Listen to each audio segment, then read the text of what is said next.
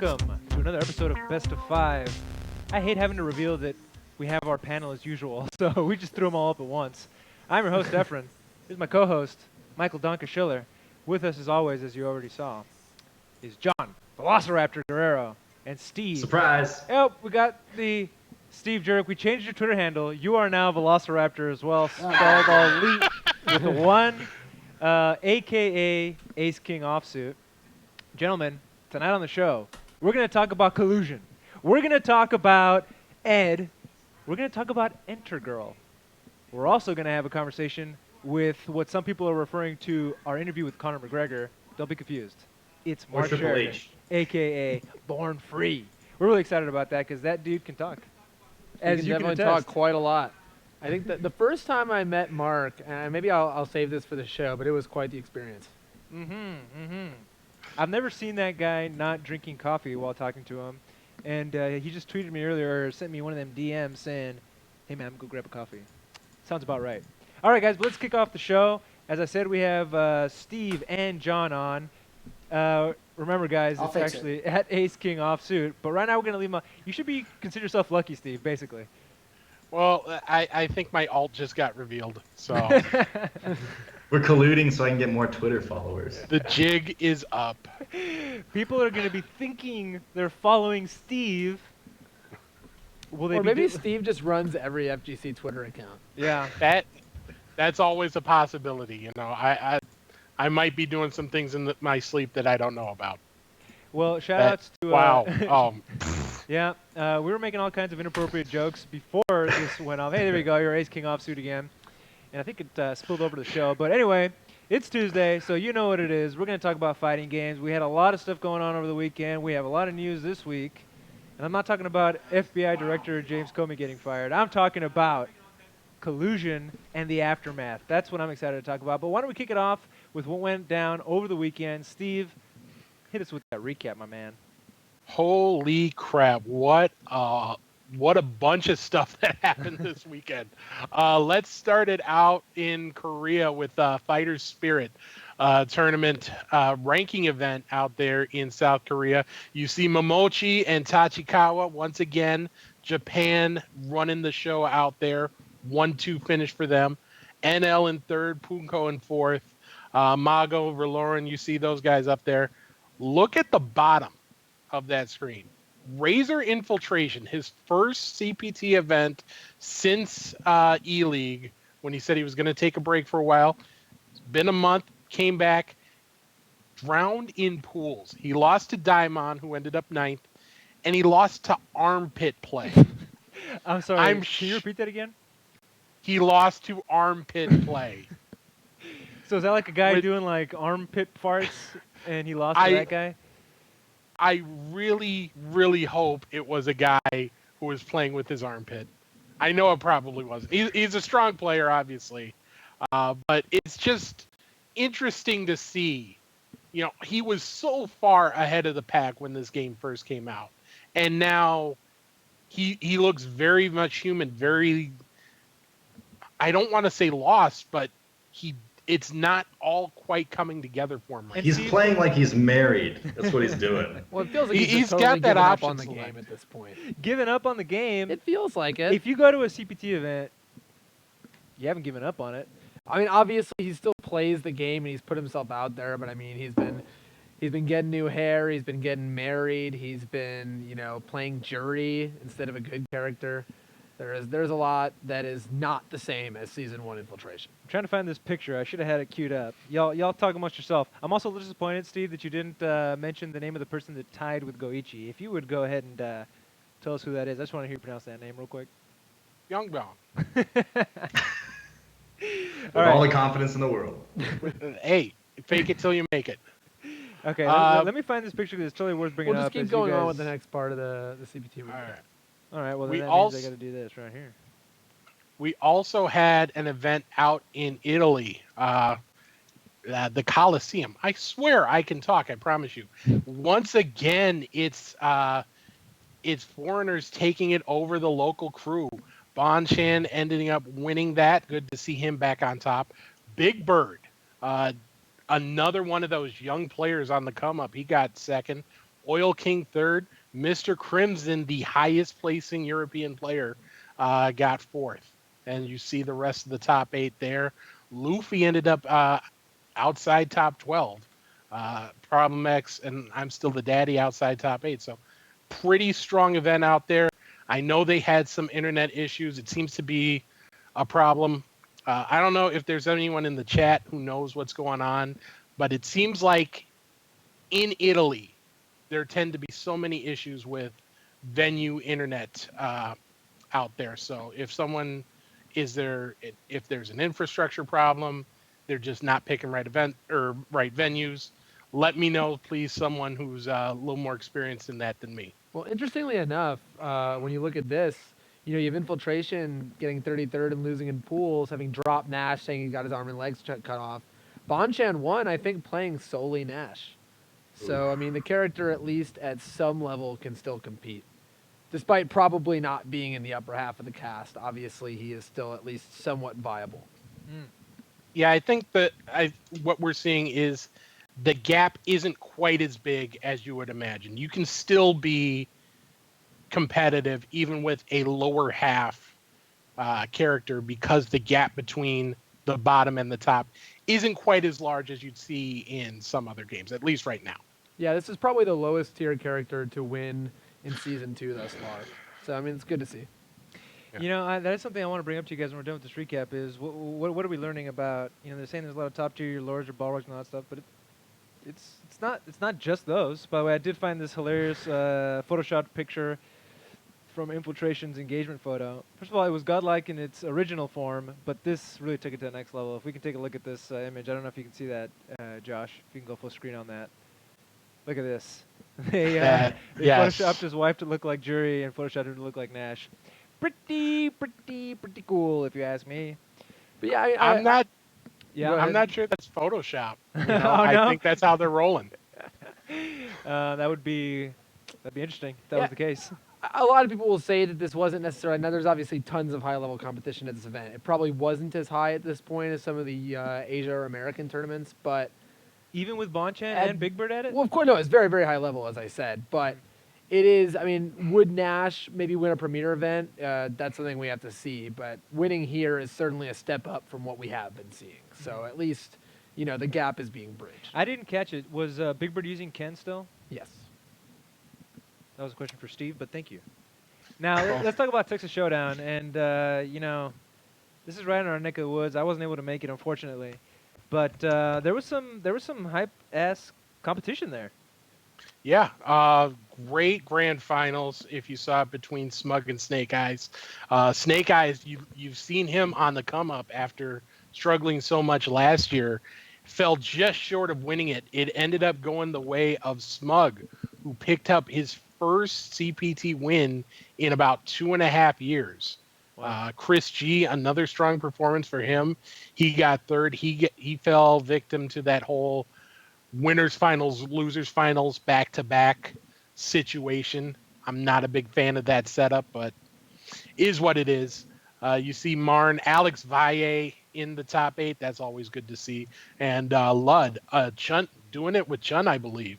He played both Chun and Colleen. Yeah, and it's good to see that character.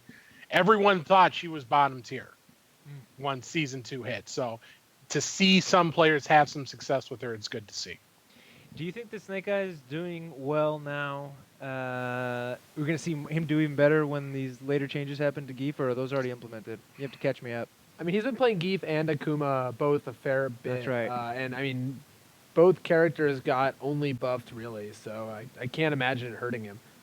I can't see why Snake isn't destroying everyone with Zangief right now. Like, we've seen the potential in the character from Itabashi, of course. And there was a bunch of people complaining because Zangief, I shouldn't even preface it like that. Zangief wasn't amazing in Season 1 by any means, no. But knowing how Snake plays, and just from watching and have played him, I've played him plenty of times in the past, he goes off of reads so well. Like he smells out your fear and he just goes in and almost always seems to have the right counter and answer. And that's very much how Zangief operates in this version, in Street Fighter V. So I see no reason as to why Snake wouldn't be just dominating with the character as he stands now. But of course, with buffs in the future, with that headbutt on the way, oh my gosh, the potential is even going farther through the roof. So I think it's just been probably a mind block for Snake when the game first came out, and he was way up at the top of the hill from Street Fighter 4, having trouble. That probably hit him mentally pretty hard, and I think that we're beginning to see Snake come back around, and if that's the case, you better watch out, because this guy will destroy. We've seen him do it before, and I think we're going to see him do it again. This idea that there's no more question, you need to have more than one character, is that pretty much like solidified? I don't think so. I mean, we see Smug obviously doing really well with just Balrog at this point. It just depends on if your character has a bad enough matchup to where you do need it. There are some characters like Zangief, where, I mean, although we did see Itazan beat up Champ in the difficult Zangief Dawson matchup, there's some characters where, you may personally feel, yes, I need another character to get past this matchup, or I'm going to lose to, Guile or Dawson or whatever, every single major. But if your character is strong enough and has, even enough matchups, you don't need it. In this game, in general, because the comeback potential and the offensive potential is so high, matchups are a little more even and watered down than they are in other games where you can move around more freely and avoid offense more easily. So, I mean, matchups are just closer in general. All right, Steve, what did this do to the Capcom Pro Tour overall standings? Well, if you look at the top 5, not much. The top 5 in the global standings were all idle. So some of that was due to E-League. Some of that was just due to people not going to these events. But you look at the bottom half of the top 10, Chris G, another big move up for him. He's doing really well this season. And then with their wins, Bonchan and Momochi are now in the top 10 as well. Awesome. So that's the CPT stuff. And before we get to the E-League one, I haven't forgotten, Steve, that you used to give us a winner and a loser. Yeah, can we show our winner, our real MVP of the weekend? Who's that? Do we have that queued up? Which one is it? The video? Oh, shit. I don't have it. You don't have it. Not yet. You know, why don't Reenact it, you go. talk amongst yourselves, and I'm going to get it. All right. Well, do you have a loser? I think the biggest loser is me, because due to work and other obligations, I got to see very little of this live. I was able to catch the tail end of Texas Showdown Live and got to rewatch some of it later. But I'm getting bodied by real life. It's a sad thing. Happens to the best of us, yeah. Getting old. If you're getting old, what are we getting, man? Sorry. Jeez. You're getting old too. Well, I guess you could also say the CPT losers, and this is for the future, are the guys right now who are saying they can't go to Combo Breaker. Because, I don't mean Steve. Like Steve. Steve can't go to Combo Breaker because he's lazy. But some of the members of E-League are saying they can't go to Combo Breaker because they can't guarantee themselves a Saturday pool. But that has been said and done for, I think, like 6 years now when you combine UFGT and Combo Breakers. You bring up something interesting there, Donka. I don't know if you saw a tweet from Rick the Hotto. He's the TO for Combo Breaker. I've actually never been to Combo Breaker, but I hear good things. It's I would say, pound for pound, the best tournament. Well, there you go. Yeah. That says a lot for somebody who's been to quite a few of those. But Rick was tweeting that, just for visibility, that Wolfcrone had blocked him because he wouldn't give him preferential treatment. He wouldn't give him a different pool. And the idea being nobody gets preferential treatment. Now, that reminded me of the time that I tried to book him on this show, and I messaged him on Facebook, and I was like, hey, man, we'd love to have you on the show. Uh-oh, I think we lost picture. I was like, hey, man, we'd love to have you on the show. And he says, I didn't know I still had you on here, and then blocked me.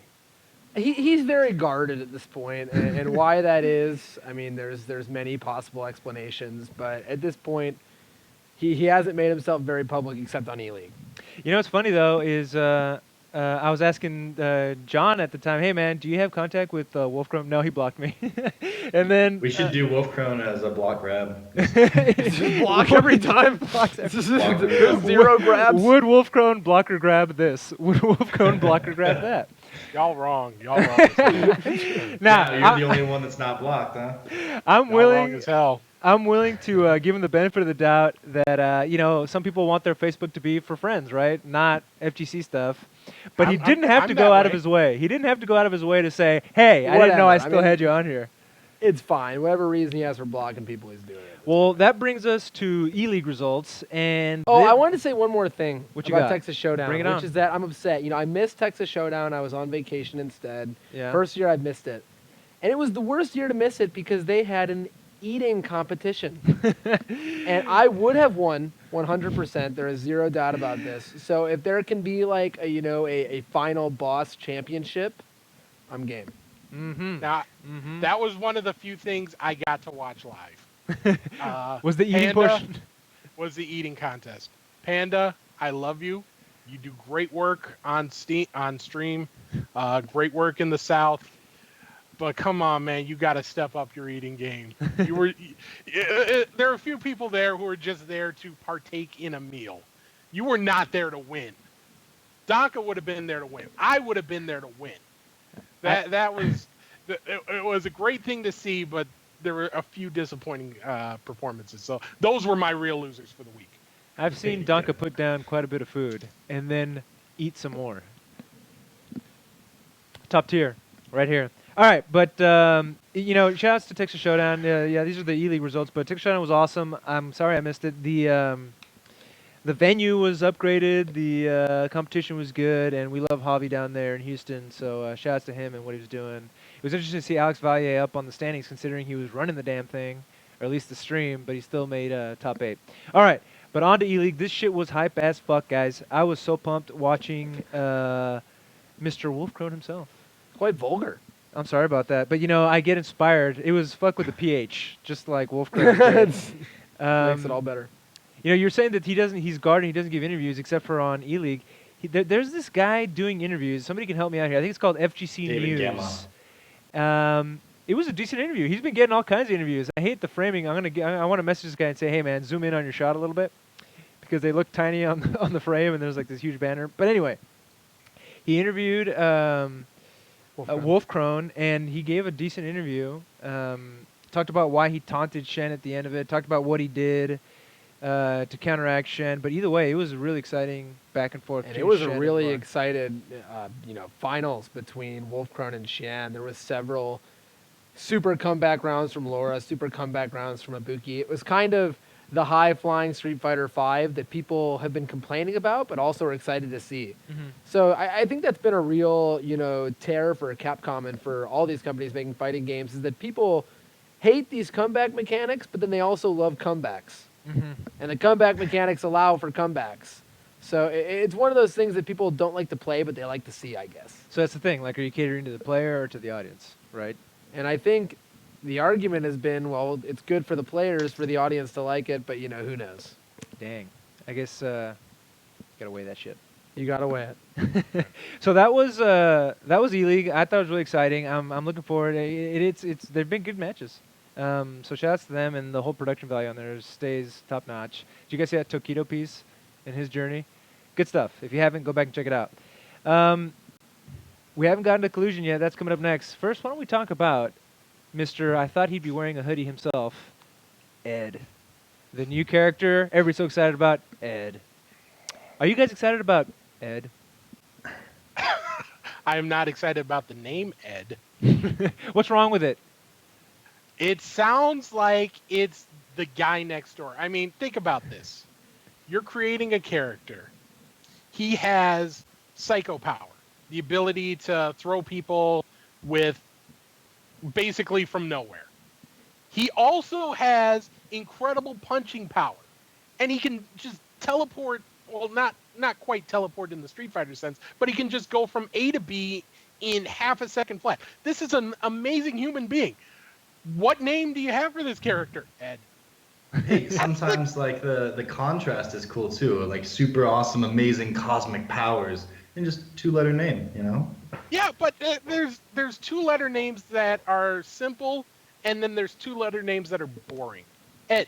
Now, no offense to Eds out there. You are edge shaming all over the place right God. If you're Ed, you're Edward, you're Eduardo, you guys are great people. I'm sorry. I'm not aiming this at you. If you had psycho power, though, if you had this amazing superhuman power, I wouldn't call you Ed anymore. I'd think of a better name. Because you're up here, and the Ed name is down here. I'm sorry. Damn. I don't like the name Steve. What do you think of that, Steve? That's perfectly fine. I'm kidding. I'm kidding. I am- love you. I really don't even like talking about Ed right now. What's Because- that?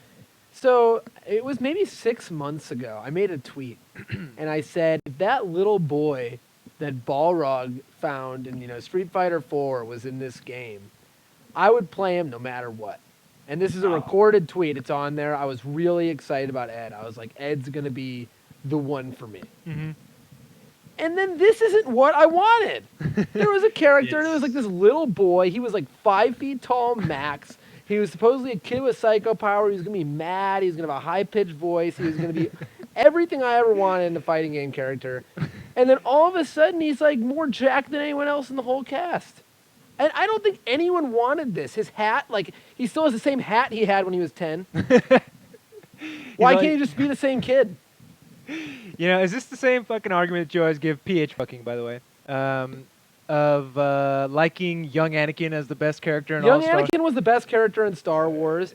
Carl was the best You character just in Blaze lost Blue. all credibility to talk about anything ever. And little Ed was going to be the best character in Street Fighter V, and they ruined him. Little Ed grew up, man. That being said, I think his concept is cool. Mhm. I actually like the simple inputs for him. It's not the game is simple inputs. It's not like, every character in the game is only one button. It's if you choose Ed, you don't have to do motions to do special moves. And maybe you're thinking, oh, this is, baby loser Street Fighter. But as long as it's not broken, as long as he doesn't have some like super great invincible anti-air that he can like do while looking backwards, I think that's really cool. It's going to be easier for some people who aren't as easily able to do motions. They'll still be able to do combos. It's different. It's not the same. And a lot of people are claiming a lot of the characters in this game are samey. I can't see why this would ruin your experience for a character to have the ability to do a special move with 2 buttons. I mean, really Are we gonna seriously. make fun of Ed players though? Are we gonna? Oh, are of we course all you're going to gonna make team fun up of and Ed make fun? players. Here are the inputs. I do want to say one thing on that. I've given Capcom a lot of crap for sticking with the 5 new characters and not throwing any of their previous characters in this season. I will give them credit. If they weren't going to go that route, I wanted them to use these new characters to explore new possibilities with the characters, try some things that we haven't seen before in Street Fighter, and they're doing that. The ice gimmick with Colin, the simple inputs with Ed. Don't They're say Colin, trying new dude. things. Whatever. I'm calling her Colin. No, Because it has been very interesting. I think that stepping on that joke right now. No, it has been good. I think that Capcom has done a really good job with having a varied cast of characters in this game, with different fight styles and approaches, and avoiding the whole clone of fighting game characters, which is funny because Ed is technically a clone. But it was weird. At the very least, you can say it was weird. Not necessarily a bad call because we don't know what white-hooded Eminem Ed would have played like, but there's a lot of speculation, and I think that there was a lot of potential. Traditionally, the smaller characters it's like more the female approach. A lot of Capcom's female characters are smaller, faster, and have lower health. The male characters are usually big and jacked and 1,000 health and a little more damage output. And it would have been cool to see this kind of a different caricature here. And would he zone? Would he put up like walls and keep people out? Because he wasn't going to be there, like wailing on them with just brute force. And that seemed to be the topic of discussion for a lot of people when we first thought that or found out that Ed might be the next character. So to see them transform him into this kind of more, I guess, stereotypical Street fighter is a little bit like sort of sad, but he still looks very different. He still plays very uniquely, and so in that I think I'm happy. Like, yeah, maybe they could have gone a different route, and maybe it would have been better, but it's kind of moot at this point. Let's just take our new character and choose the white hooded costume and hope for the best. I totally can't believe agree. you just said Wow. the Yeah, white hood. I'm not going to touch that one. Whatever, yeah. I'm a little This is uncomfortable right earlier. now. This guy ruined it for I'm me. an adult. This guy ruined it for me. He's like, he kind of looks like a Hitler Youth. I was like, oh god damn it. He's got some interesting design elements there, but I think he looks cool overall. He does look cool, but I agree with what John said. Where I mean, part of the cool thing about having characters like who are the male characters are all, as John said, for the most part, very big and brawlers. And you have the one skinny guy you have is Dalsim, who fights with extremely long limbs. In other games, Carl Clover is tiny, but he has a doll behind him that fights for him. Chris in KOF fights with fire and like super high flying moves instead of by beating them down. I hope we can get that at some point. So let's just take a quick little rundown of these moves here. His Psycho Spark is forward and medium punch.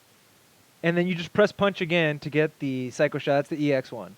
His Psycho Knuckle, you just hold down hard punch.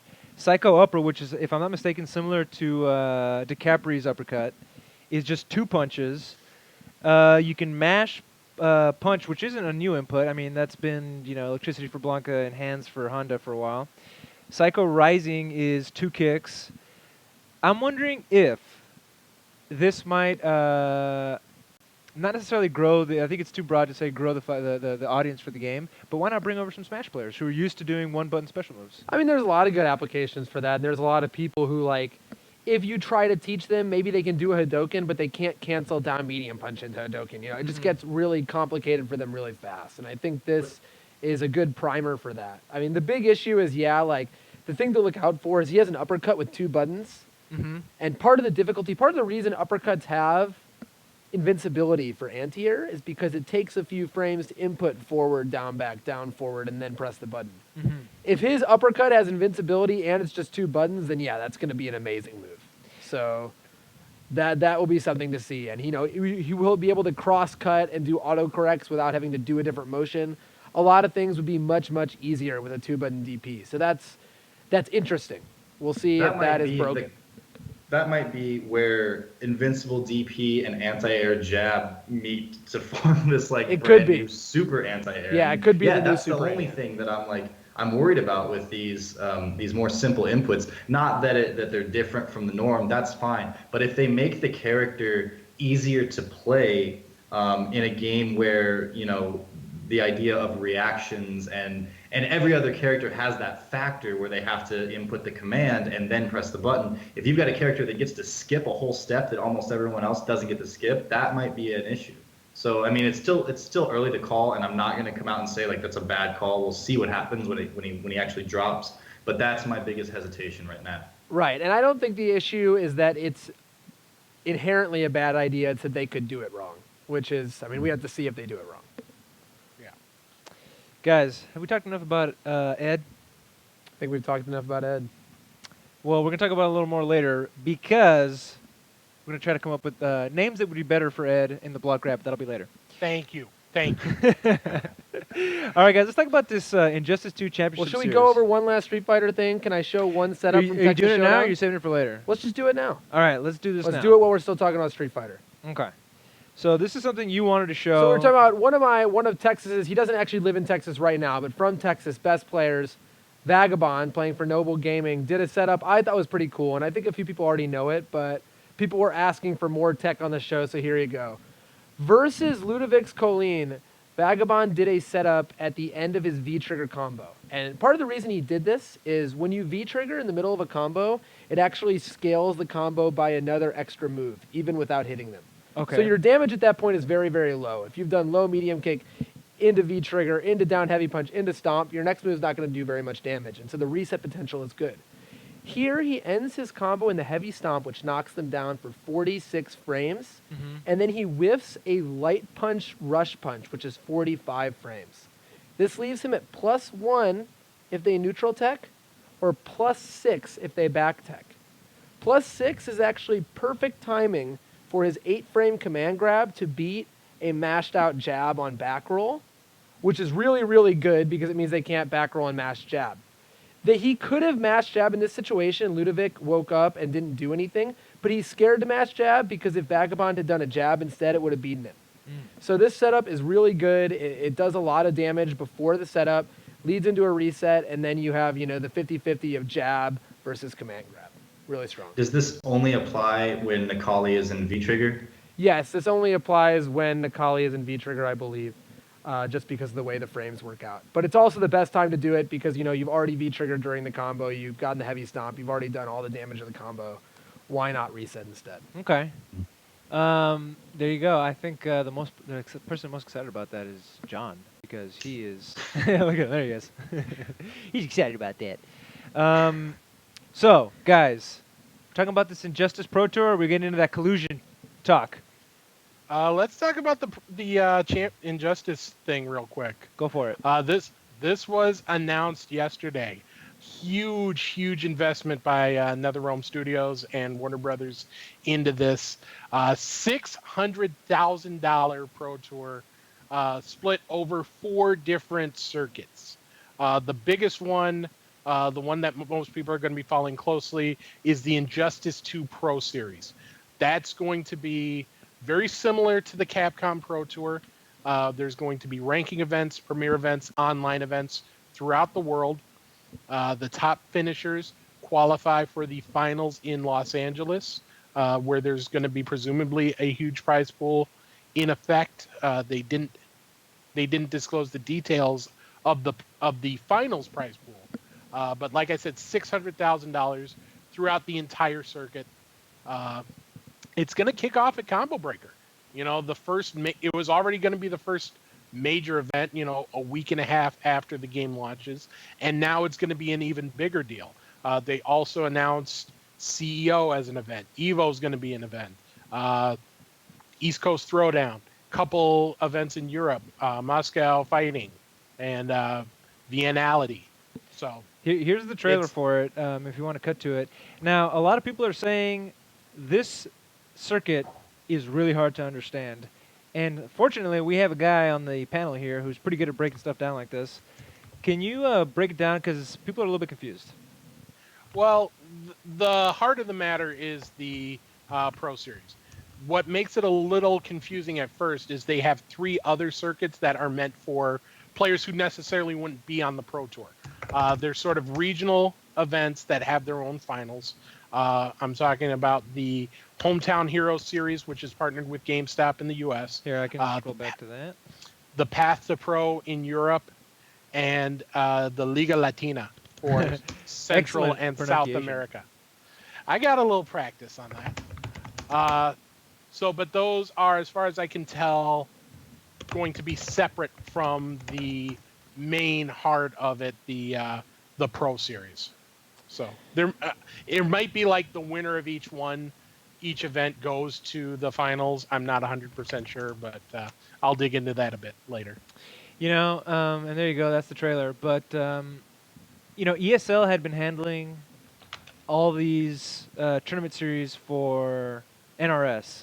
Does anybody know why that isn't the case anymore? Or is NRS like saying, hey, we should give back to the community, right?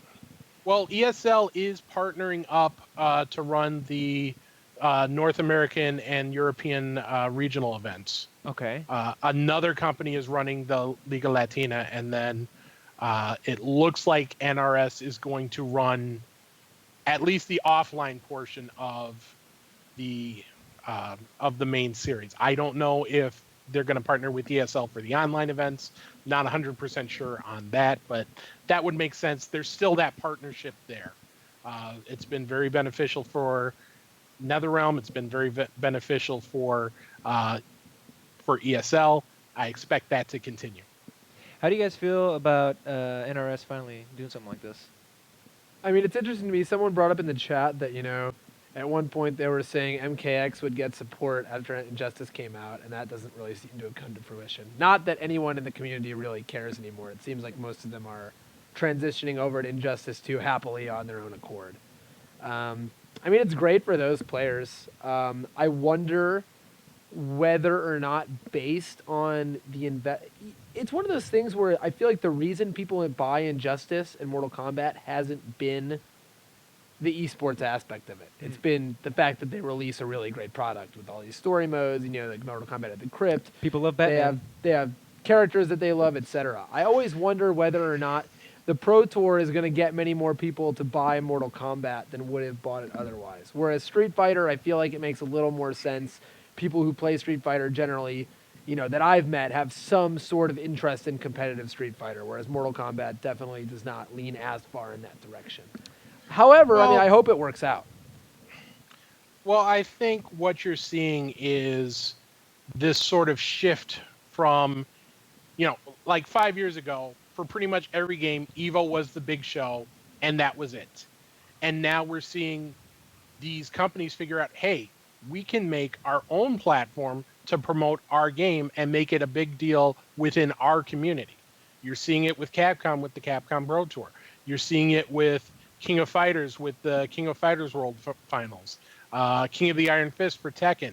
Now you've got Mortal Kombat or Injustice, excuse me, with this Pro Series. You're seeing more and more of these companies making the investment into esports, and I think what the biggest takeaway for me is that $600,000 amount. That's the same amount as they're awarding on the Capcom Pro Tour. So they're coming in and they're just saying, you know what? Not only are we doing this, we're going to be doing this as big as anybody else in the community. And I noticed also that it's like presented by PlayStation 4, if I'm not mistaken. Is that right, Steve? Yeah. So Sony is also making a large investment in fighting games that, I was concerned, with the way maybe the launch and first couple of seasons of Street Fighter 5 have been going, that maybe they'd be like, maybe this wasn't our esport. But it looks like they're doubling down now. It's really interesting to me too because for the last generation of fighting games, the Xbox 360 was ubiquitously the best choice. It had the least lag. It was the best running, the easiest to find for Marvel, for Street Fighter, for Mortal Kombat, for all these games. They were ran on the Xbox 360.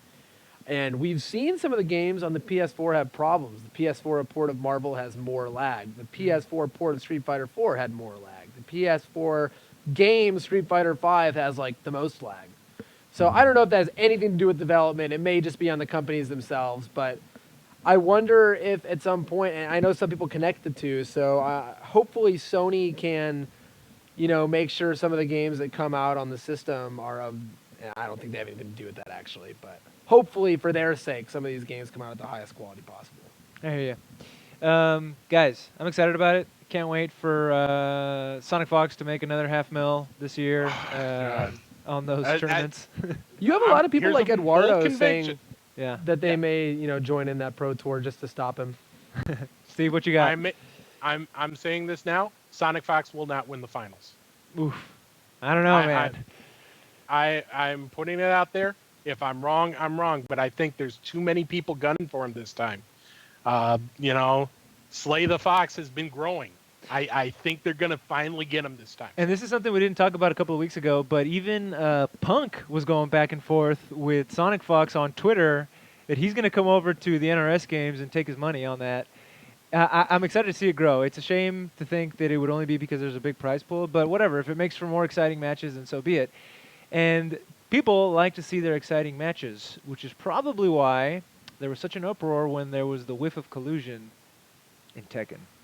Would you gentlemen please set this up? I'm going to start with you, John. Why don't you catch us up for anybody who is just learning about what happened at this tournament? Yeah, so the UK Championship, Tekken Championship, is a 5-event series that is taking place in a couple of big cities in the UK. The fourth of which went down recently. And the way these work is the top 3 placers in each of these events make it onto a sixth final event where everything kind of plays out and the ultimate Tekken champion of this circuit is crowned. So this was the 4th event. It happened in Birmingham, and 2 teammates, King J and it was C Crizzle, both on Team District G, ended up meeting in the tournament in the later brackets, and it wasn't for top 3 yet. But as teammates, people were kind of like, all right, well, teammates, but this is it's important for these guys to crack top 3 in order to qualify. And C Crizzle had qualified while King J had not.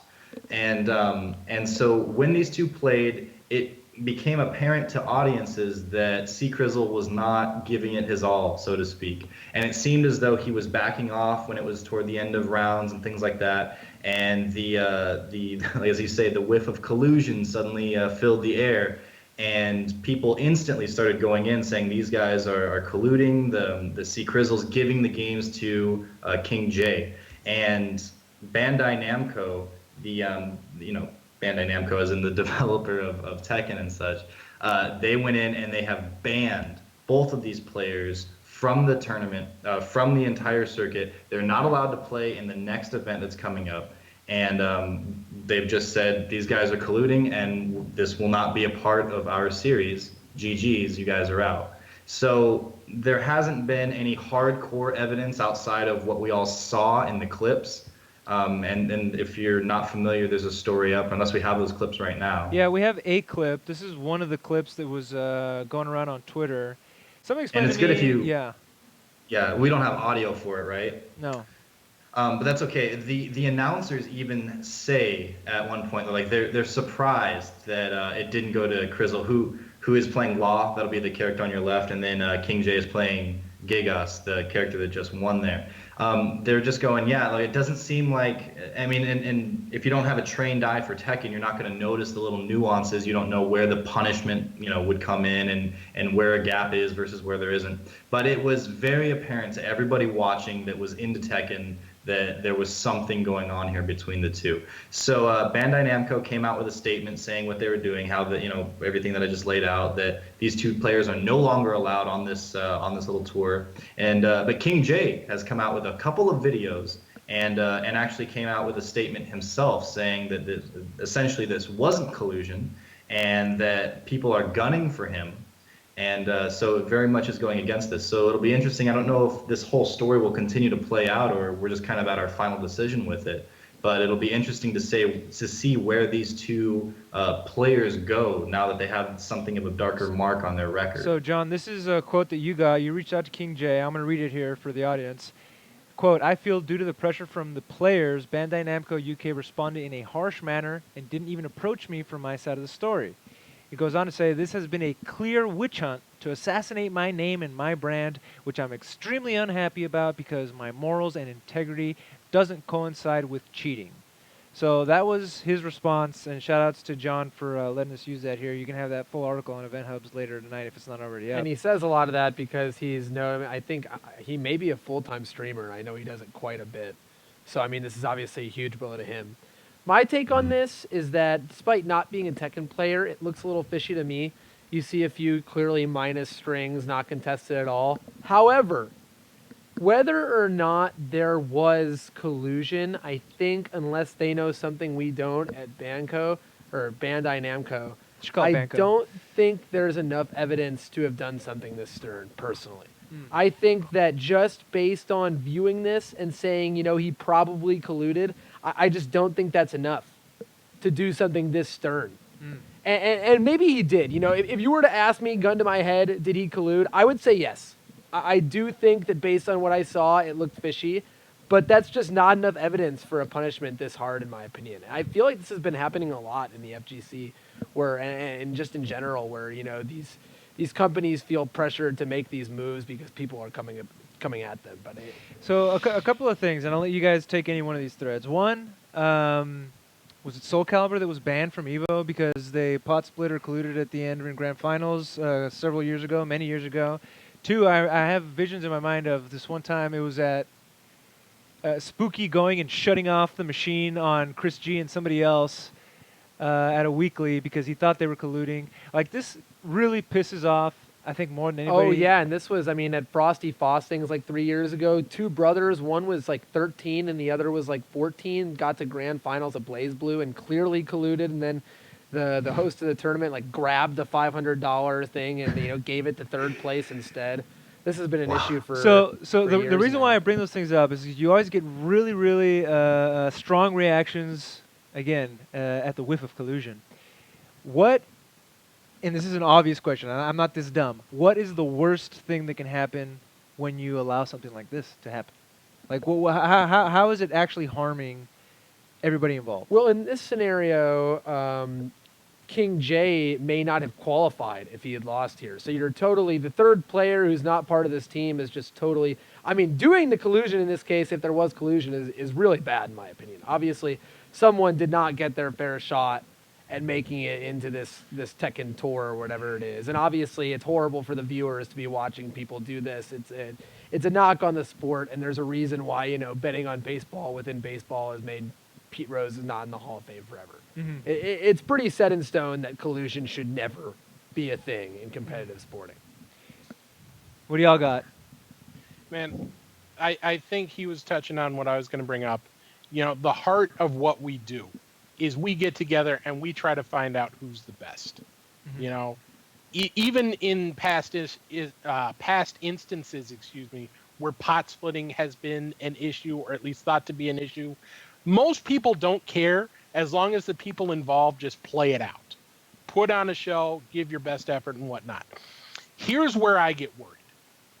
Number one, do we even know for sure that they colluded to fix this event, or was King J just the beneficiary of his partner not giving his full effort without his knowledge? That I don't know, and according to King J, they didn't even come and talk to him, which worries me. Number two, I'm shocked that this is even an issue, because other Bandai Namco events have had rules in place to deal with this. Not only did they not have a specific collusion rule on the books, which pretty much every pro circuit has had one, but they also didn't have the rule that came from other, the King of the Iron Fist qualifiers from last year, where if you qualified for an event or at an event, you couldn't enter the next qualifier without giving up your spot. And that not only created fairness, or at least the perception of fairness, but that created some great storylines. Remember Anakin from last year? He gave up his spot. He won a tournament, gave up his spot to enter another, won it, gave it up to enter another. It created a great storyline of, oh, Anakin is doing incredible things. Who's going to stop him? I'm shocked that rule did not carry over to the European qualifier. John, I'll give you the final word here on this thing. It's a definite stain on the integrity of an event for the onlookers when something like this happens, even if it's not, it's usually just the players that are involved that are the culprits, but it takes away from the entire experience. And if you go, well, it happened here, it might happen in the next Tekken tournament. It might be happening in the other FGC tournaments. And in that way, I think that's the biggest swipe against the competitive fighting scene that something like this causes. But yeah, like Steve was saying, there was no clause in the rule book about colluding. Technically, these guys didn't even break a rule. If they indeed were colluding. So esports is new to the FGC. We're kind of, again, still growing and figuring out where we need to stand, the rules that we need to put in place and things like that. And this whole thing is kind of a mess right now that I hope we just learn from. And it seems like we are. They're now amending the rules to put a clause in there to stop this kind of a thing. And I don't think that you're ever going to completely get rid of it, though. I think it's in human nature that people are going to, when presented with possibilities like this, where it's like, hey, it benefits both of us if this person wins, well, they're going to figure out ways to do it. So, I mean, you come down as hard as you can and you put in the right rules to try to dissuade people from it, and hopefully you get the best. And I hope that this particular incident doesn't have that long-lasting effect. And I think there's one last thing I want to add to that, and I'm sorry for this, but as we're growing, we're getting more and more eyeballs on it. And I'm not saying it's the case here. I don't think it's the case. But gambling is starting to notice esports. I mean, people were putting up lines for who would advance at E-League. So whenever you have gambling involved and money involved, you have to be extra careful about any sort of impropriety in the competition or even the appearance of impropriety. So like I said, I don't think that's the instance here, but it's something we have to keep an eye on as our scene grows. Damn salty bets. Guys, we're running really low on time here because we don't want to keep our buddy BORNFREE waiting. We're going to skip the tweets. We're going to skip the block grab, unless, Steve, you want to give a super quick rant about it. Are you kidding me? Just Steve, what? Too late. The block grab graphic went, so you got to go now. will rapid block grab. Just say a name and I'll block or grab it. Emined. Block. Grab. Jeffrey. Grab. Grab. Block. The literal name, anything but Ed. Grab. Like AED, that's, or ABE, that's sick. No. Yeah, Abe. Oh, so his name's Abe. It's like Fang. Sure, Abe. Block. Steve. Oh, grab Block. all day. Yeah, grab. No, I'll block that. How about Trigged? Like Trigged. Oh, he's like V-triggered? Yeah. I will grab anything that isn't Ed. What about that Edput? Like simple input. God, that's the over. worst This one. is We're over. done. That, What about Enter Girl? Enter. Oh. There's Enter Girl. That's my girl. Presumably short for SNK Entertainment Girl, but nope, they named her Enter Girl. Find you a girl with that taste in video games. Damn. You know, I was talking mad shit about this, and then Steve was like, well, you know, she did double the Twitter followers in a day. yeah. I'm a little conflicted about Enter Girl for some obvious reasons, some not as obvious reasons. One is, you know, playing. She's not your type? She's not. If you saw Coming her, to a body pillow near you. if you saw her inaugural tweet saying, "I don't speak English all that well, but I'm going to try my best. Perhaps you could help me." They're really pandering here, and I'm a little bit disappointed. You know, maybe they're pandering, but SNK Entertainment, despite having a game that doesn't have that many eyeballs on it, KOF 14, probably doesn't have that many sales, etc., has done a better job keeping up with it, properly balancing the game, and fixing the netcode and other issues people complain about than every other fighting game company out there combined. Are you So- saying you want to Enter Girl? What I'm saying is that I would, you know, I'm not actually going to say what I was about to say, but Enter Girl, you know, if that works for them, if that gets them Twitter followers, and if that gets them the sales they deserve, then so be it. So, and hey, KOF 14 coming to Steam. So that broke late last night. So And again, there may not be that many KOF 14 players, but there are plenty of KOF 14 Hugadors. I'm sorry, what adores? You might have to explain that one to me, bud. Jugadories. Yeah. Okay. Gentlemen, that brings us to the end of our panel, and now we're going to bring on Mr. Mark Sheridan, or Cochran. We're going to ask him, what the hell's your last name? Guys, thank you so much for joining us like you do every week. We'll see you much. next week, guys. thank you. Enter Girl, dude. Come on now. That's all you got? Yeah, we had some... Ed, Enter Girl, I'll take Enter Girl. We had Enter Ed in the chat. We had Violent Ed.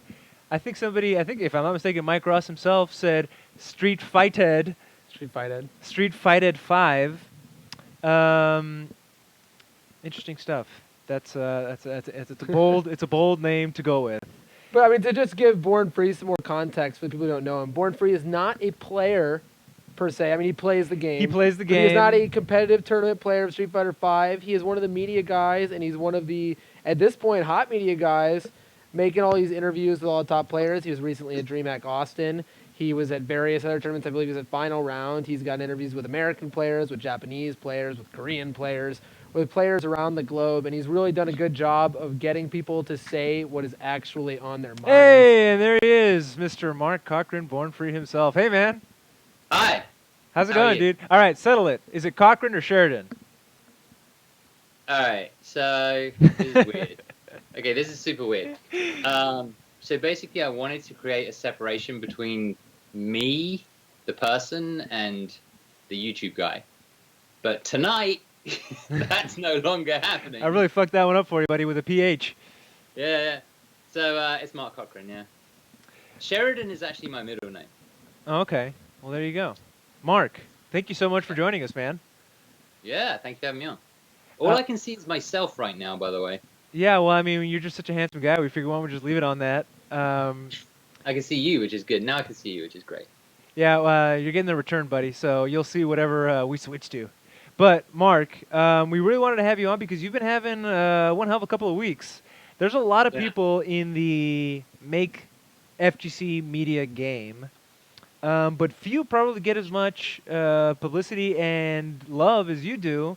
I want to start off, if you would, And we'll go back to how you got started on all this, but catch us up on what happened recently with respects to basically crowdfunding this whole thing. Yeah, I was just doing my thing, doing interviews and so on, and then Joe Monday from our Street Fighter reached out to me and said, "Hey, dude, I didn't realize that you were just doing this off your own back and just using your own money and everything. And what's going on? Can we help you?" And I sort of said at that stage, I don't know, like I've kind of run out of money. I don't think I'm going to do it anymore. Like, I don't know, you know. And he was like, "Hey, let's try something. Let's try some crowdfunding." Hey, Mark, I'm going to have to interrupt you for a second. I don't suppose you have a set of headphones you could use. Yeah, I can try. Yeah, I'm sorry. We're gonna take a brief break while our gentleman on the other end puts on some headphones, because what we're hearing here is there's some bad echo, and we want people to be able to understand you. So let's get some headphones going here, buddy. All right, let's hear you now. Are you back? Hold up. Look at this guy. You mean you had those esports headphones all along and you weren't rocking them? They're just hold up. This is how we do it live on Best of 5. Just realized that finally rhymes. You know, the first time I met Mark was at Capcom Cup this past year. We were doing some work In for the December. Cup. He was interviewing people and getting all this information. He was wearing a full-bodied tracksuit, you know, all one color, and I called him a chav. And he launched into me about why I should never, ever do that again. So What can you tell us about that, Mark, when this gentleman here insulted you, called you a chav? Hello? Damn, now we can't hear now you. We got the mic. Oh, no. Yeah, you might have to... Tell him to unplug the headset. I fixed it. Okay, you know what? We fixed your audio, so I think you can unplug your headphones now. All How right. about now? Let's hear you now. Audience, let us know. Chat, let us know. Sorry that we had to interrupt you more than once there on that one. Okay. We can Is hear him any- now. Any good now? I think we're good. I mean, I heard you fine the entire time, but it was the chat saying that they were hearing an echo. Okay. Mark, I'm so sorry to do you dirty like that. Why don't we go ahead and back to your story about getting the crowdfunding going? Because I was like, damn, this guy actually did it. People say they're going to do it. People put up their GoFundMes, but nobody ever gives a shit. Yeah. So basically, Joe Monday suggested it. I was really apprehensive, really scared, really concerned that when it went up, the first comment would be, "What the fuck? Why don't we?" Am I allowed to swear on your show? That's a PH fuck, right? Of Everyone's been course. doing it all day. Oh, okay. I was like, basically, I don't think this is going to work. I think the first comment will be, "Why can't we sponsor a player?" And of course, the first comment was, "Why can't we sponsor a player?" To which the response was, "Well, you know, our Kappa does that, and I think there's a huge crossover between our Kappa and our Street Fighter. I don't really care what the mods say. I think that if you're interested in Street Fighter, you're probably going to cross over in a bunch of different places." Mm-hmm.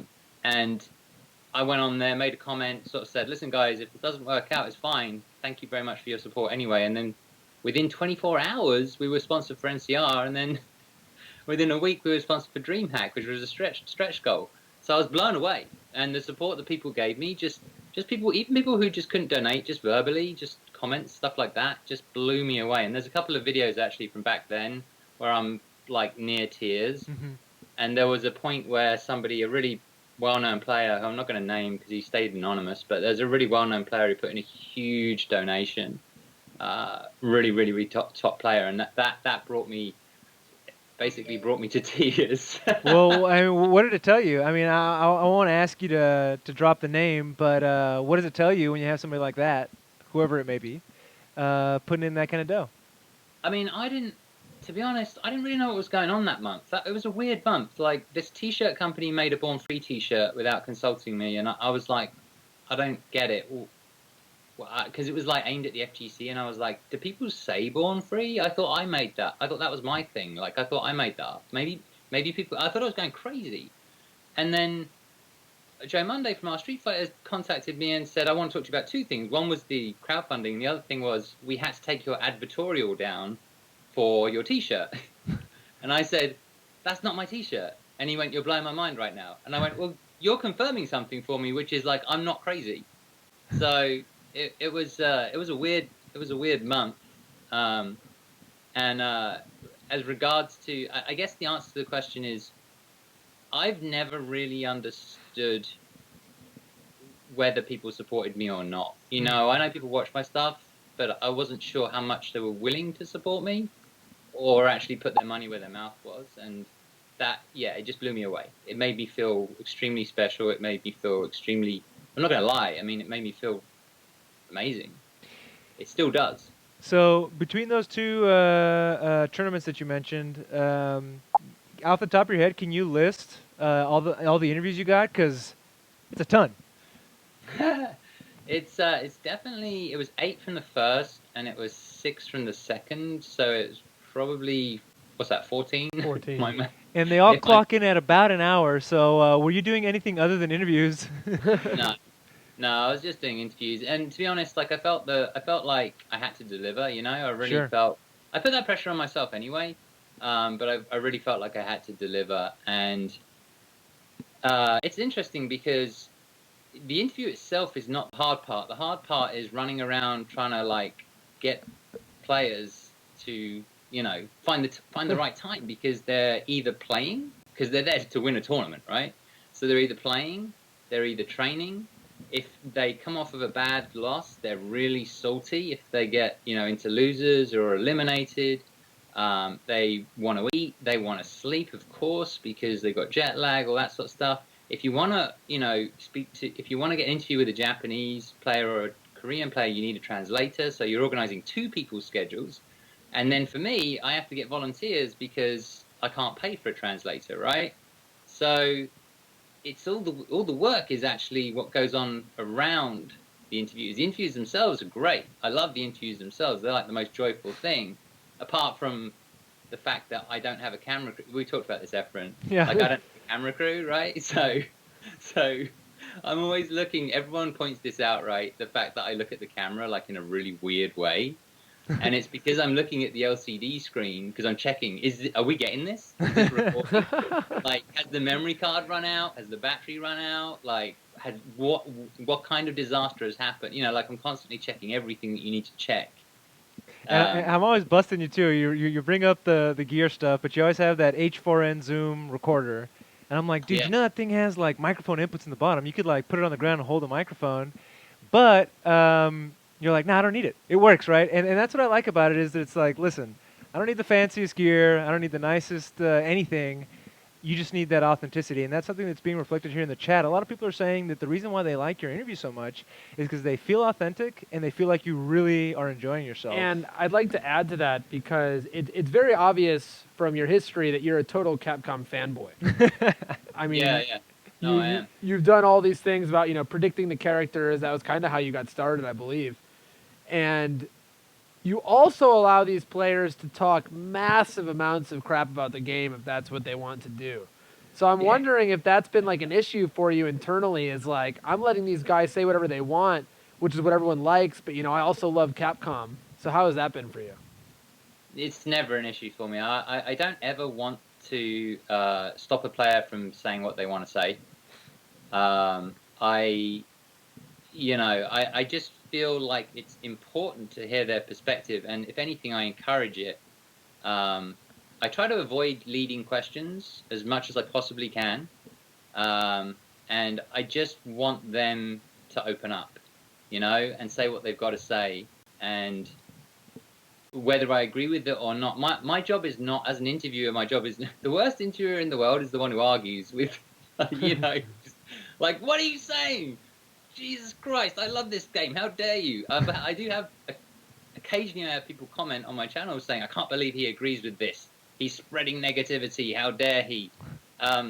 When, you know, actually, like, a lot of the interviews, the players like the game, you know? It's just the ones that stand out are the interviews where, like, Bonchan, who is, like, scathingly vicious in his interview, you know, because he had a point. He had something. He came with something to say.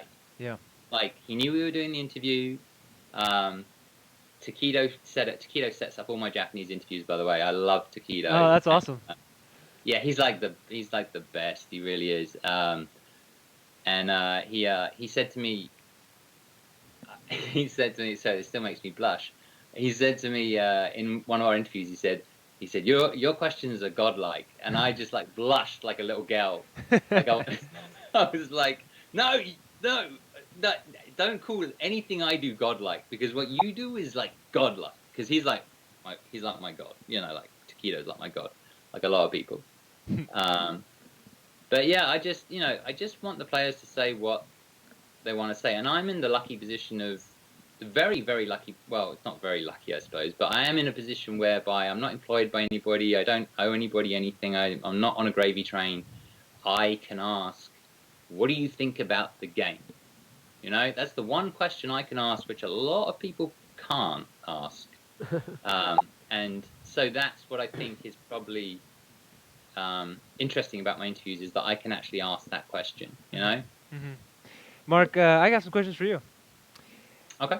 In these last, I know you've been doing it for a while, but just in these last two rounds of interviews, what have you learned about the FGC and about Street Fighter V? So in the interviews themselves, I mean, well, just in the last month, I've learned a lot about the FGC in terms of the way everybody supports each other. Mm-hmm. I've had a lot of people, and it's been going on for a long time now. A lot of people behind the scenes who you wouldn't believe have been very, very supportive, and I've said it before. I don't want to list them because I'll always miss somebody out, you know. But you know, even way back, I'll name one actually because it was so far back, and it just goes to show like how the FGC operates, right? When I was doing the speculation videos, Mm-hmm. Mike Ross sent me, like out of the blue, Mike Ross sent me like a message and just said, "I love your speculation videos. Keep doing it. You know, it's awesome." And it was stuff like that that sort of like the FGC does. They support you in a way that makes you just keep going and trying to improve and trying to be better. Mm-hmm. There's no sort of, I don't feel a sense of like, oh my God, you are, you know, I'm kind of, you're treading on my ground or whatever, you know. I feel a sense of camaraderie, and so that's been good. In regards to the interviews themselves, you know, there's trends. I'm sure a lot of people who watch the interviews know this. There's a lot of trends because I tend to ask the same set of questions, and the reason I do that is because the answers are always different, and I'm always interested. Sure. And some of the answers are the same, and that's interesting to me. It's almost like doing a survey, you know. It's almost like figuring out like what's the trend across all of these. What are all these players kind of saying, and what's coming out. And so you get like I think the Asian players and the American players have some slightly different trends in terms of what they say about the game. You know, there's a bunch of players who are, you know, like the game and are actually consistent in the game. People like Punk, people like Nakudu, people like Fudo, Mm-hmm. and Haitani. Interestingly enough, those are the players whose character wasn't touched in the balance patch, which I thought was interesting. Mm-hmm. It's one of the things that I noticed, and Bonchan, of course, and a lot of the Japanese players have sort of said, when you did the balance patch, you didn't just change my character slightly, you like destroyed my character. You took it to pieces, and now I have to completely relearn it. And I think a lot of Chun players is a really good example. A lot of Chun players their first reaction was, "Oh my God, this What have you character is done? awesome." Yeah, and then there are some who are like, "I just have to learn this character differently." So I think Ricky might be one of those actually, who's wavering but thinking about staying with Chun and learning the new way with Chun. And of course, you know, Bonchan is somebody who we just saw win a tournament Mm-hmm. after his rant, and has sort of had to relearn his character as well. But I think their main, on the Japanese side, like in terms of trends, their main gripe was the balance, was the way that the balance was handled. And in the Americas over here? The Americans, I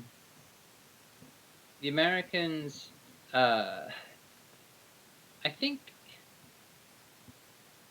they feel that perhaps that this game itself, just I mean, there's the ones that are doing really well, right? So let's not forget that when we moved from Street Fighter 4 to Street Fighter 5, all of a sudden the Americans started doing really well, right? Mhm. We won. I say we because I've lived here for so long. You Like don't sound Knuckle American, Mark, but we'll take you. right? Knuckle and Ricky Ortiz in the final, right? And Knuckle won. You know, at the moment you're watching like things like E-League. You know, we're going to get to see Red Bull Kumite, all that sort of stuff. And in a lot of these tournaments, what you're seeing is finally you're seeing sort of Americans and Japanese on sort of at a similar level in this game. And it's interesting because at the same time, some of the Americans, some of the more old school Americans, I think, feel that the game is a bit more random and there's a lot more guessing. And I think it relates to the fact that potentially over time they've learnt like some very specific fundamentals in regards to like footsies, whiff punishing, zoning, that kind of thing, which don't exist in this game. Which do and don't. You can argue about it, right? And in fact, that is like the ongoing argument. I feel is like, do those things exist in this game? But I think that's one of the things that, in terms of trends, like the guys who have an issue with the game, it tends to be more like it's missing some of the things that I used to, that I'm really good at. But then you got a whole raft of new guys who are doing really, really well, and they are actually, I do think there's a consistent. They are being consistent. I think Punk's being incredibly consistent. I think Nakoru's being consistent. And then on the Japanese side, I think Fudo and Haitani are being consistent in season 2 at least. So it's interesting. It's an interesting time. Hey, Mark, I had a couple of questions here that are kind of broad because I assumed that they would launch into these longer topics here. But the next question for you is, what has surprised you the most based on all these interviews you've been doing? Has anything surprised you? Has anything surprised me? Well, Bonchan surprised me. Yeah, I would imagine. Yeah, that surprised me. I mean, Takedo told me, he said Bonchan has something to say. I was like, okay, fine. Like people come with stuff to say. That's great. Because I just interviewed Fudo, and Fudo is reserved. Yeah, I mean, I don't think he loves interviews at all. Let me tell you a little story just because I love this story. But basically, every time I turn up to a tournament, I'm really worried. I'm really concerned and anxious that I'm not going to get the interviews I want to get, particularly this time around because I was sponsored. So I was at NCR and I'm there and I just want to get like Bonchan. That would be great. And I would love to get Fudo as well. And I don't know what's going to happen. And all of a sudden, Takedo turns up, right? And he's just like, right, let's do this. And he's like, Fudo! And he's just like looking around like the whole place, and he just finds Fudo and he just grabs him and he takes him up to my room and we just interview Fudo almost under gunpoint, right? Because this guy clearly doesn't like love interviews. But surprisingly, they said he stuck around. They were really surprised at how long he stuck around for, apparently, because normally he doesn't like interviews. And I also found out through the grapevine that I'd actually asked him, why are you so consistent? And he didn't really know the answer. So then when he left the interview, he started to think about it. Which is what I love about Fudo, is just this guy, what I found out from Fudo is he just drinks beer, eats food, and plays video games, right? Living the dream. Just happens to be brilliant. But yeah, Bonchan was probably the most surprising. I wasn't expecting him to go so gangster. I was like, he's a funny. He looks like Yakuza. I mean, he's like so gangster, man, and like he just. I couldn't believe it. Like after the interview, I don't feel like a gotcha guy. I don't want to be a gotcha guy. I don't want to be like, got the soundbite, run off, put it out there, put this crazy headline up or whatever. Right? That's not me. I actually said to Bonchan afterwards, and I've recently found out that he's actually actively learning English. So if you watch that interview, you'll see him listening, whereas Fudo isn't listening at all because he can't speak English. But Fudo, you can hear Bonchan kind of listening. Right. And I actually said to Bonchan afterwards, like, you absolutely 100% sure that you want this interview to go out? Because like if you're not, it's fine. Like if you have buyer's remorse, it's fine. Like the way I operate is like I want you to be comfortable That's very noble before of you. you, man. If I had a solid interview and they agreed to it, that shit's going up. Right. Well, I'm not a media guy either. I'm just a dude. I'm just a YouTuber guy. I'm just a casual player. I just, go out there and interview people because it's something that I wanted to do. Hmm. Um, it's something actually it's it kind of just started because I felt like at the time, which was actually a while ago, I actually started doing this 5 years ago. I just wasn't doing it consistently. At the time, I felt like no one was doing it very well on camera. No, but not now. I don't mean now. I mean 5 years ago. Like I think that there are plenty of very very good people now, like Michael Martin, like yourself when you were doing it. If you are, I don't know if you are still Nah, I'm not in the field actually doing anymore, it, but I was but doing when that you back in 2010 for sure. but when you were, I thought you were, like I'm All saying that. right, moving on, Mark. We got you. We got you. Well, I guess the important thing that comes out of this has been, you got to go to NCR, you got to go to DreamHack, and you were so impressed with, people wanting you to do it. Do you feel they went to the expectations you wanted? Are you happy with the interviews that came out of it? I think Bonchan was it. I think you could have just Bonchan. That was it. I think Bonchan 50,000 views in a week. It was like the interview that was heard around the world. Like I heard that he has a really strong following in Japan, and I had a lot of Japanese comments on my YouTube channel as well. I thought it was interesting because it was, Bonchan is speaking Japanese, in Japanese to the Japanese devs directly. He's very savage, but apparently he is anyway. So I don't know if that's anything to be surprised by. Um, but he had a message, like take the savagery away for a second and think about what the message is. And the message is kind of like, a bit concerned about the way that the game is being sort of balanced, so to say. So, Mark, I did have two more questions for you. In which the first one was, which interview stayed with you the longest? I'm willing to bet that was Bonchan. Yeah, uh, yeah. I think at the moment I would say Bonchan. I'm just trying to think. I'm trying to review all the interviews. There's so many of them. I like the ones where I get to a point sometimes with people where we sort of reach something which is not FGC. It's maybe more personal, or it's about life, or something like that. And sometimes you get those moments. And I kind of got that with FChamp towards the end. We were just sort of discussing life and what makes people happy and things like that. And I enjoyed that interaction, Um, and I also very much enjoyed interviewing Alex Myers because it was a little bit more back and forth. It was, it was a little bit more fun for me anyway, at least. It's hard when it's difficult because you do the interviews and you try to think them out beforehand. I certainly try to prepare mine. Everyone has a different style, right? But I try to prepare with like interesting questions and sometimes I will show them the questions beforehand so that they have a lot of time to think about interesting answers because I personally find it hard to be interviewed, on the spot. I like to, this because I messaged you earlier. I like to have like a little prep time to think. Sure. And I found that with the Japanese players in particular, someone like Takedo speaks English, right? A little bit of English, but not brilliant.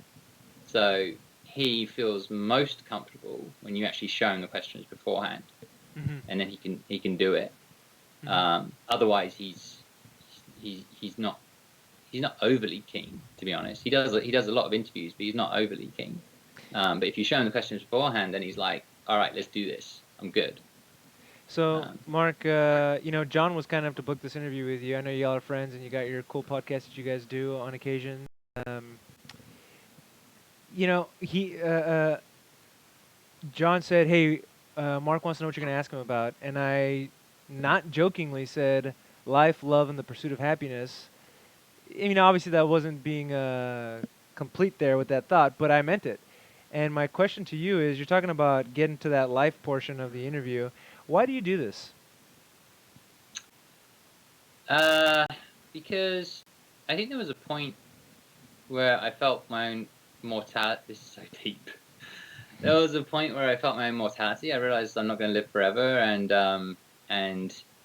for most of my life, I felt like I didn't deserve it. Like I didn't deserve to be doing cool stuff, you know. Like I always thought that I should just try my hardest, follow a career path, and everything else would sort itself out. And it really didn't. I did try my hardest. I did follow a career path, and I did what some people would consider to be amazing things from the outside looking, from the outside looking in. I worked in advertising. I reached a quite high level. They brought me over to America. They got me a green card. I worked here. I ran big brands, worked with, big clients, and but it ruled my life, and I lost a lot of time, and it wasn't fulfilling. It wasn't satisfying, and it sucks. Everyone's got their own story. It's different for everybody. But for me personally, I think I just felt pretty miserable, and there's a point where you just feel like I just got to change something. I've got to change something. And for me, Street Fighter has always just been in my life, and it's the only thing that's kind of, I don't know, motivated me, even though I'm not very good at it. It's so weird. Like, I'm not good at it at all. I'm like, not good. But I wanted to be involved somehow. And so that's what I've been trying to do, is just get involved, and trying to rep the casual player, to be perfectly honest, because, I feel like sometimes they get, I was about to say, left behind, but, had to do it. I do feel like the casual player gets left behind, and I don't know, I could talk about the casual, like the thing that gets me going, like, if you, like, is the casual stuff, you know? Speaking of that, and obviously everyone's very happy to have you around interviewing, as the, funding would show.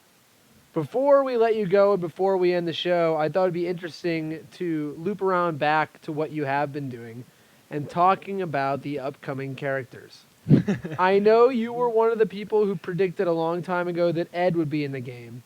And you also said for sure you knew that Oro was going to be in the game. But in Season 2, it's all brand new characters. What are your thoughts about what's gone on so far, where Oro's going to be, how Ed became a grown-up man, all this sort of stuff that, Capcom seems to be glossing over themselves?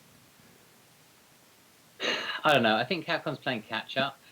I think the game came out too early, probably. I don't know. I do want to make a clear delineation between Capcom USA and Capcom Japan, me at least. I think they want to do that too. Outside looking in, I think the Capcom USA does a great job. Haunts, John D, Damon, Fong, who's left now, all those guys who work on the CPT and like the esports side of things, I think they do a really, really, really great job. Just want to put that out there as a positive thing. But I think, I don't know what's going on. The game itself, I think, came out a little too early. I think this is no secret. I'm not saying anything anybody else hasn't said. And in regards to characters, I mean, the rumor is that these characters were supposed to be in the game from the beginning, which I find really interesting. In regards to like predicting characters, it was fun. Back when Ono was like involved, I haven't seen him forever, but back when Ono was kind of tweeting out like, clues, that was fun. Yeah. Like that was fun. Like trying to predict characters was fun. It was, the big ones that I got right was Rashid, and when I predicted that, they immediately said it's a returning character. They told Big Bird, I think, or Big Bird had a friend who'd been told it was going to be a returning character, so everybody was like, F you, BORNFREE, it's Cody, everyone knows it's Cody. And then the next day it was like, Rashid, basically, which was Mark, you told me, and you said you weren't going to name drop, so I'll leave it up to you. But you told me that somebody from Capcom reached out to you and said, "Who's your source?" after you predicted the Middle Eastern character. That's how good you are at this. Yeah, Rashid and Fang were the two big ones. But Rashid in particular, there was who's your source. So what happened was, like, after I was predicting characters or trying to predict characters based on clues, a lot of it was based on merchandise, because one of the first things I actually used to do was review like merchandise and statues and things like that. I always used to say, watch the merchandise, because holistic marketing, and they're gonna, they've got this character and that character, and I'd get a lot of it wrong, but people didn't really care if I got it wrong. What they liked was the hype.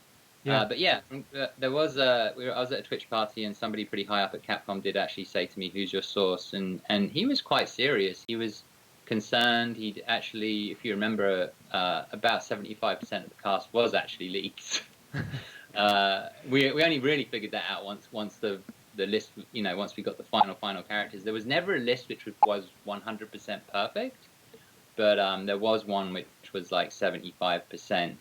And he knew it. Like, he was one of the, because he worked at Capcom, he knew, like, oh my God, 75% of my list has been leaked. And so I think he had come under fire probably at Capcom. It had been a headache for him, and so he had asked me, like, who's your source? Do you have a source? And I said, no, I don't have a source. But I will say this: once I started becoming sort of known for trying to predict characters or whatever, I did have people come up to me and sort of say, hey, I'm so-and-so from this, that, and the other, and give me all their credentials, and then tell me, right, this is the next character who's going to be leaked or whatever. And with Rashid, I got a tip-off.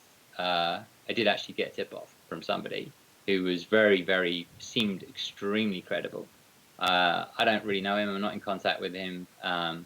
But he had been involved in some early rounds. He'd seen the game design booklet, and he wasn't even sure if the character still existed. But what he said started to line up with a bunch of other clues. The main thing with Rashid was really simple. It was the Dubai game show a week before the Tokyo game show, right? The Tokyo game show was definitely going to have a character, and the Dubai game show was 1 week before, and there was also going to have a character. So it was like, well, why is there going to be a character at the Dubai game show of all places 1 week before, the Tokyo game show? There's got to be a Middle Eastern character. And then they started showing the whirlwinds, and to me, I just thought, well, that's kind of like sand. Maybe there's a character who can, like, manipulate wind or sand or whatever, whirlwinds. And and then with this other guy who'd sort of give me this tip off, I just put everything together and just went for it, with the video. And the video is really funny because in event hubs, you have the video of my prediction, and everybody in the comments is going, "You are a fucking," well, sorry, use my language, but PH, yeah. There's in the comments, they're just trashing me, destroying me, right? Destroying me.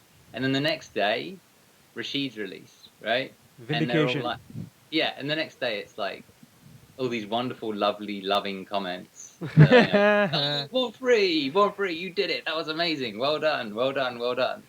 And yeah, it was kind of interesting. There was also another one which I just there was the. Do you remember in New York Comic Con they released the American stage with Alex in the background? That one was I predicted that one. That was a total guess. It was just based on the fact that at New York Comic Con, I've been going to San Diego and New York for years, and at New York they never release anything decent. They only I was thinking, what's the bare minimum they could do at New York? I was thinking it's going to be a stage, and we're in New York, so it'll be a New York stage. Oh, you know what? And they've been teasing Alex on billboards and all sorts of weird places forever. In Street Fighter Cross Tekken and then Ultra Street Fighter 4. So maybe Alex will be in there as well. And I kind of predicted that one the night before, and again I got completely trashed. And the same thing happened. The story next day was like, American stage, Alex is in the background, and people. It was just like a lot of it's just guessing. It's the way my mind works, Just a lot of putting small clues together. I really enjoyed that back in the day. I don't think you can do that anymore. I think there's way too much misinformation now. That's why I don't do it. I just think it's so hard now. It's so hard. I mean, come on, Ed. That's the funniest one. Like the silhouettes, trying to figure it out. Like, oh, Ed's not in there. Nah, Ed's definitely not in there. And I'm thinking, if Ed is not in, like, as one of the new characters, that's going to be the biggest miss for Capcom ever. And of course, like, they're not. Thank God, they're not that silly. Like they had Ed, It just turns out that the silhouettes mean nothing. The silhouettes mean nothing anymore because they can do whatever they want. Hey, Mark. Unfortunately, that brings us to the end of the show, man. I want to thank you for coming on and letting us step into your mind for a little bit. Before we let you go, can you tell us where? Actually, can you tell us what that damn beep is that we've been hearing the whole show? People have been asking in the chat. The what? There's a beeping that we're hearing, but I'm just beep? yeah, I'm just messing with you. Where can we find, if you don't already know, all of your stuff, and what do you have coming up? What do you have lined up? Oh, that is a really well. Okay, so what do I have lined up is the question of the day. I don't know. I'm going to talk to some of the guys I trust within the FGC and figure out what I should do next because things have really blown up, and I need to figure out what's best in terms of moving forward. I don't know the answer. I don't have, for instance, I don't have any tournaments lined up. I don't have any interviews lined up. I wanted to get this thing done. My last interview comes out tomorrow for the Reddit crowdfunding. So the answer to that is I don't know. You can find me, I think it's on screen, you can find me on Twitter, on BORNFREE tweets. I tweet all the time, so I will destroy your timeline sometimes when I'm bored. So I apologize for that. But it's a really nice way for me to get feedback and talk to you. I like interacting with people and getting a sense of what's going on in the FGC and just getting a pulse. And it helps me with interviews and things like that. And then on YouTube, of course, it's actually it's YouTube and then it's /BORNFREE YT for YouTube, BORNFREE YT. And those are the two main channels that I operate in, to be honest. Awesome. Yeah. So, well, you'll have to keep us up to date. I'd love to know what you're going to be at next and what you're going to cover next, so we can all be glued to our YouTube, trying to wait for those interviews to come out. Thank you, man. Thank you for being on the show, and thank you for doing the work that you do. Yeah. Well, I mean, thank you guys so much. Honestly, thank you and thank everybody that has supported me. I don't really know what else to say other than just thank you. It's just been amazing. Well, Mark, we'll catch you next time, dude. Good luck in the future. Yeah, I hope to see you guys soon. I really do. All right. Good night, Mark. And that brings us. We briefly joked about you playing a set with BORNFREE, but I think that would have been more punishment than anything else. Shout-outs to Mark and to the guys, and any final words that you might have, my man? Well, I'm definitely excited for hopefully, the hype train to pick up with some of these future games. Maybe we'll get some. Are you talking Marvel or Injustice 2? Both of them. Maybe we'll get. I think Injustice 2 is mostly already rolling. I don't know if he's much of a fan. Maybe we'll get speculation for Marvel. Hopefully, we'll just get enough information. As Mark said, there's so many red herrings now, and there's no Ono coming out making announcements. We haven't had announcements at majors recently. They've kind of just been random according to the schedule. It's obvious that Capcom's having enough trouble getting the game out due to whatever that is, due to whatever communication. We may never know. That it's been hard to hype up the release of new stuff, and I'm really hoping we can get that again. Because seeing the Balrog trailer at CEO last year, or debating whether or not a Whirlwind was Cody or Rashid, is something I think everyone desperately wants back. Yeah. Guys, thank you so much for watching Best of 5. It's a weekly FGC talk show that we produce independently with a little help from our friends. I'm Efren, that's Mike, and we'll see you next week.